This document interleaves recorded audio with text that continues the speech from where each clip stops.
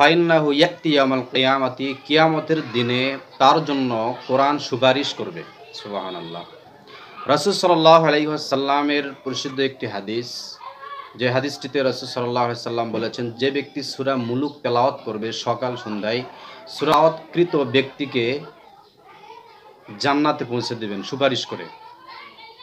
যেই ব্যক্তিটার জন্য জাহান্নাম লিপিবদ্ধ হয়ে গেছে, সূরা মুলুক এসে সুপারিশ করবে। আল্লাহ সুবহানাহু ওয়া তাআলাকে বলবেন যে প্রতিপালক, তাকে কি জান্নাত দেওয়া যায় না?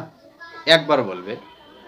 আবার আল্লাহ সুবহানাহু ওয়া তাআলা পরিবর্তে বলবে, তুমি তো জানো তার জন্য জাহান্নাম লিপিবদ্ধ হয়ে গেছে, তারপরে তুমি তার জন্য সুপারিশ করো কেন?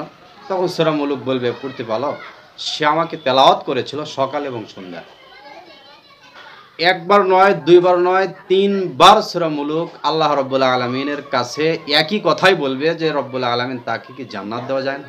এই সুপারিশটুকু পরিশেষে তৃতীয়বারে গিয়ে সূরা মুলুকের সুপারিশ আল্লাহ সুবহানাহু ওয়া তাআলা কবুল করবেন। সুবহানাল্লাহ। আরেকটি হাদিসের ভিতরে আসছে যে যখন কবরে যখন মানুষকে শোয়ানো হবে, তখন চতুর্দিক থেকে আযাব আসবে। তখন সূরা মুলুক এসে সে আযাবকে প্রতিহত করবে। আযাব তখন জিজ্ঞাসা করবে যে তুমি কে? তখন সূরা মুলুক বলবে যে আমি সূরা মুলুক। তখন সেই ব্যক্তিটাকে শাস্তি দিতে দিবে না। এই দুইটা জায়গাতে সূরা মুলুকের সুপারিশ আল্লাহ সুবহানাহু ওয়া তাআলা কবুল করবেন। সুতরাং সূরা মুলুক তেলাওয়াত করব। আর সেই সূরা মুলুক ২৯ পারার শুরুতেই যে সূরাটি, সকলেই পড়ার চেষ্টা করি। তাবারাকাল্লাযী বিয়াদিহিল মুলক ওয়া হুয়া আলা কুল্লি শাইইন কাদির। ৩০ আয়াত বিশিষ্ট একটি সূরা এই সূরা মুলুক।